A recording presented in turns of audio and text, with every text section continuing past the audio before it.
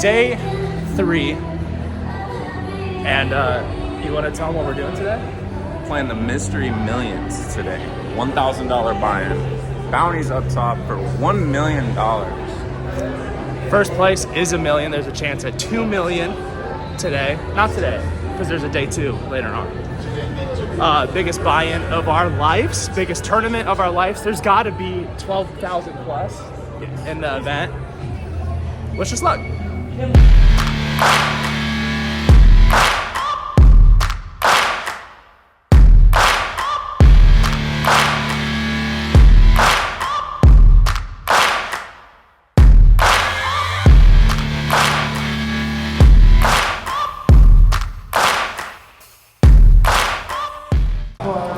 Good luck, and dealers, please shuffle up and deal. It is game day, game time. First WSOP live tournament ever. And we are firing off in the biggest buy-in I've ever played, $1,000 Mystery Millions. And there are stars everywhere we look. We look to our left, boom, Doug Polk. We look to our right, boom, Andrew Roble. Oh, let's just turn around and there he is, Eric Seidel. There are stars everywhere today. As if seeing all those players isn't intimidating enough, Joe Cada, 2009 World Series of Poker Main Event winner, sits down at our table. We've got to battle Joe all day long. So let's hop into it and start playing this tournament. So a whole level has already gone by before we find a hand we can finally play pocket jacks. We open it up, middle position. The big blind is sitting right there in the 1 seat in front of us. We come with king high flop, and we're gonna see if she has a king, take a stab, and she doesn't. And I'll tell you what, it's really nice to pick up my first WSOP pot. In this next hand, blinds are 100, 200, 200. I'm in middle position and open up pocket eights to 500. We actually get 5 callers, so we're going 5 ways to a flop. Flop comes relatively favorable. 6 of hearts, 3 of hearts, 4 of hearts. So when it checks to me, I want to find out where I'm at again. So I'm going to lead for 1,000. I get 1 caller and we go to a turn. The turn comes a 5 of hearts. I think I lose to a lot of bigger flushes here. And in an effort to get to some showdown, I want to check to see a river. River is a 4 of spades, pairs the board. I have a small flush. But when it checks to me, I think I'm good here. So I want to try to get some value. I end up leading for 1K, get a call, show the flush, and we pick up the pot. Here comes my favorite hand in the tournament. There's an under the gun limp. So under the gun +1 opens to 800. I 3-bet to 2,500 with pocket 10s. The button cold calls. So alarm bells ringing, right? As well as the small blind and the under the gun +1 completes. We go 4 ways to a flop. And the flop comes pretty magical. Ace 4-10. The ace is great because the ace is in so many people's ranges here. We flop middle set. Checks around, and I check here too to keep everyone's bluffs in. When the turn comes a 5 of clubs, and under the gun +1 leads for 1,800. Instead of calling and allowing other people to come in, I decide to raise here to 4K just so no one tries to do anything funky and chase a flush and I get in a weird spot on the river. So I raise, folds around. We end up going heads up to a river.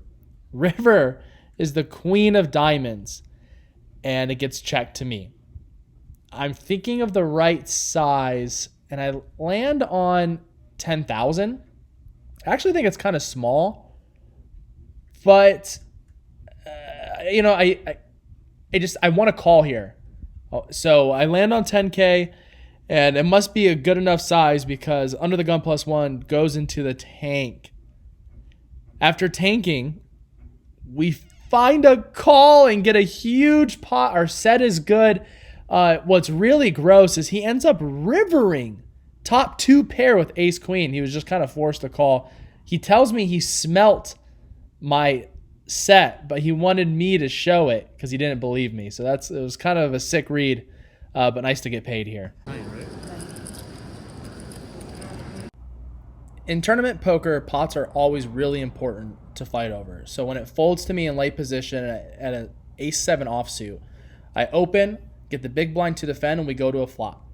Flop comes 6-queen-9 rainbow, and when the big blind checks, I check back for pot control and to reevaluate on the turn. Fortunately, the turn pairs the board, which really isn't that scary of a card for me.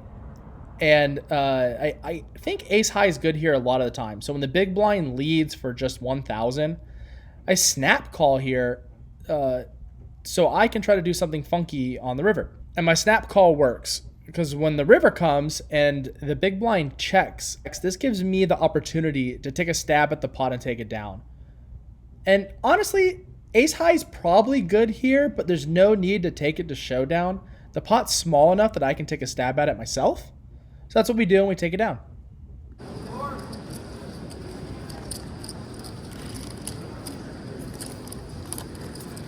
We're going to hop into this hand midway through to a 4-way flop on a min-raise board. We have 10-7 off, and the flop is going to go check, check, check, check, right? And the only reason why we even completed with our 10-7 off is because it's our blind out there. It's our small blind. The turn is going to check around as well. So when we river a pair here, I'm 1, trying to take the pot down, and 2, I'm semi-bluffing with a pair, honestly not expecting to get called here. We lead. We find 1 caller, and in a very disappointed fashion, we have to flip our hand over. And surprisingly, it's good. I have no idea what this guy's calling with. Maybe ace high, but yikes. This next hand's relatively quick. I'm targeting the individual in the big blind. She's in seat 1, again, right in front of us. So anytime it's her big blind, I'm opening, trying to isolate her and go heads up. Because most people defend big blinds, right? I have a read on her.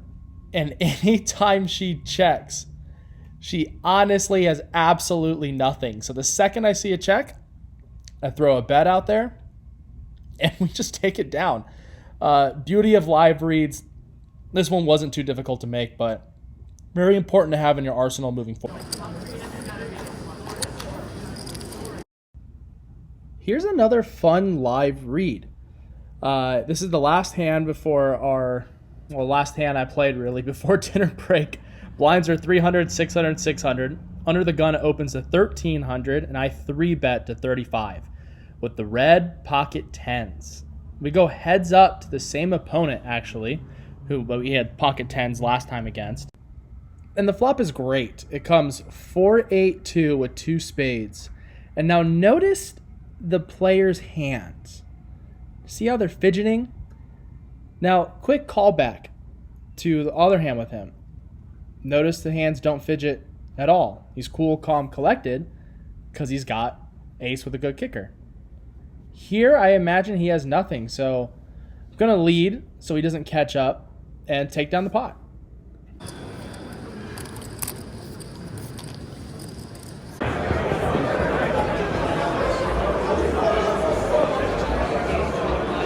Today or no? If you don't.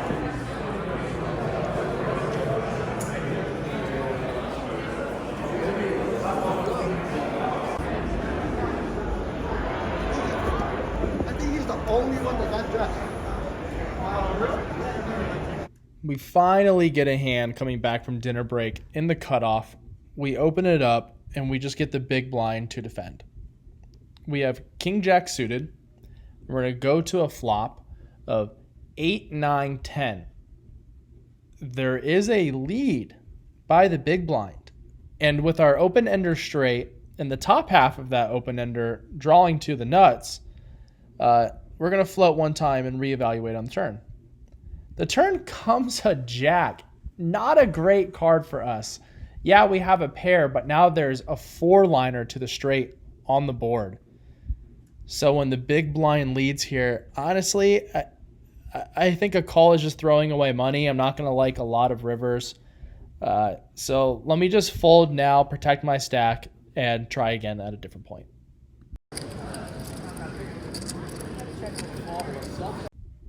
Hey, recording and trying to play is really hard. So I forget to hit record early on. I have no idea the levels and what happened pre-flop.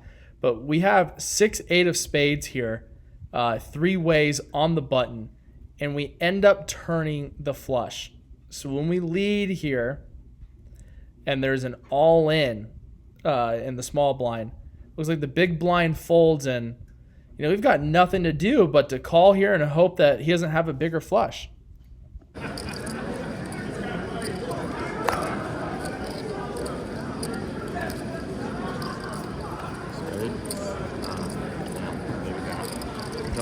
Yeah. It's good playing with you, sir. Have a good day.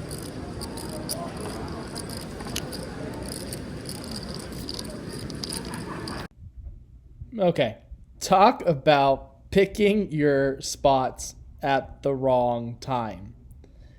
I open up in the cutoff, Jack 3 off, and I hope just to pick up the blinds.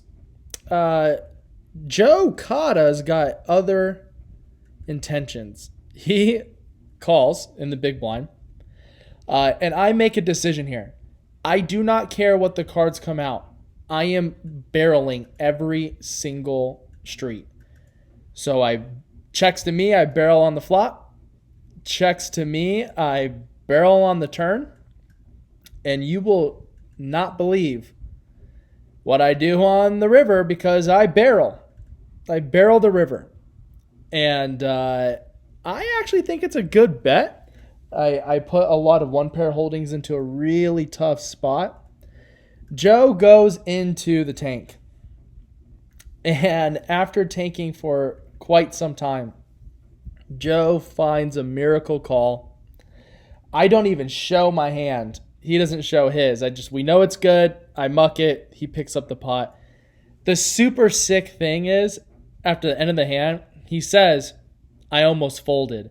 And I instant replied, I almost shoved. And he laughed and said that would have got me to fold. And we had a nice little chuckle. But, oh, Joe, you get the best of me this round.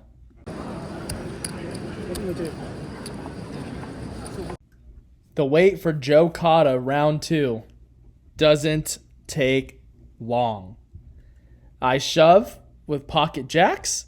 Joe Cada calls with ace king. Let's go to a board, flipping for our tournament life.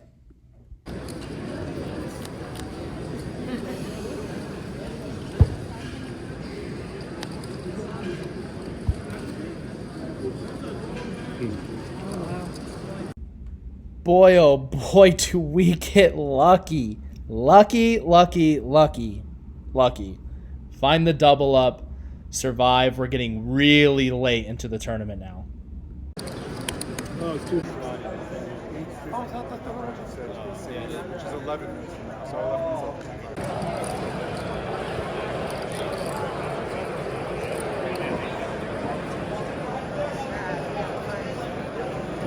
You are in the money.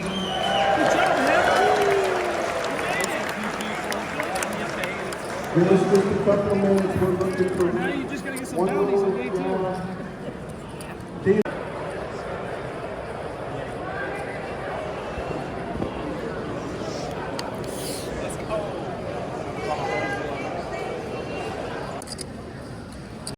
Whereas I don't want this experience to end. I'm playing for a first place.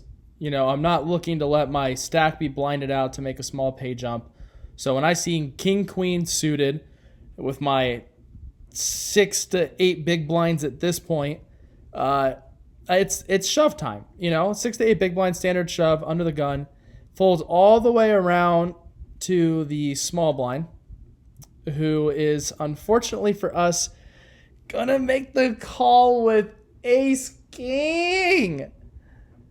We don't find a Miracle Queen on the board at all. GG's to everyone we played with. This was a blast, and I can't wait to keep cashing World Series of Poker events. Hopefully we take one down.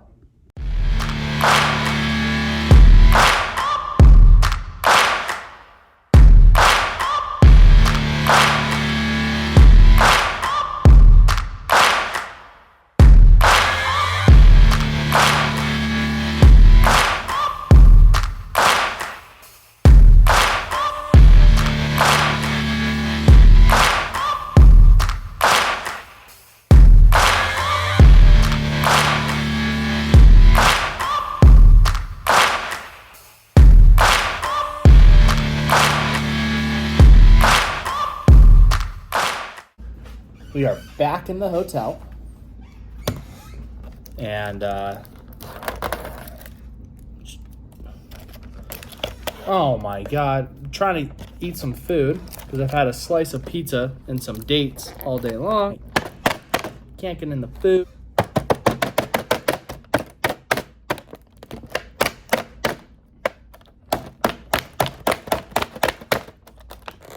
I just want to eat my food. I'll eat my food later, I guess. It's impenetrable. Got it. So we came to Vegas on a sick bubble streak where I feel like I've bubbled. I've gotten close to the money in so many events in a row. And I just keep bubbling and bubbling and bubbling. And I got here. And I got absolutely murdered in a set of kings over a set of aces on my first day in a bracelet event online. Go downstairs, play cash, get murdered by kings over aces again. Then I go play a tournament, and I don't think I'm considered bubbling at the win, but I was like 15, 20 people off the money. 20 people off the money at the win after playing all day. Come back to the room. Have my boy Derek convince me to play in an itty bitty WSOP online event. Cash it. Burst the bubble. Feeling very confident. Go play the $1,000 buy-in, $1 million guarantee bounty event. And we cashed it, baby, in 948th place in my flight out of more than 8,000 players. And we're getting right back on the horse. We're registered for a deep stack $600 event tomorrow. So we just turn around and go play more poker. I've been playing poker all day long, Thursday, Friday, Saturday, tomorrow will be Sunday, and I plan on playing all day Monday. And if this is what being a pro is like, I don't know if I'm ready for something like that. Even if I had a $1 million bankroll, playing all day is fun, but it is very stressful. So it's a skill I got to keep practicing. It is midnight. I've eaten one slice of pizza and some dates. I'm going to get some food and my tum-tums, and I'm going to go to sleep because I got to be at the table at 10 tomorrow. So thank you for watching thus far. You're amazing. And a gigantic shout out to the other half of the association, Mr. Derek Stark here. Woo! And Derek has never not been on my rail when we are traveling together, and vice versa. I like to think, Derek, I am there too for you as well. Yes. Cool. Good night. And thank you for just watching. Bye.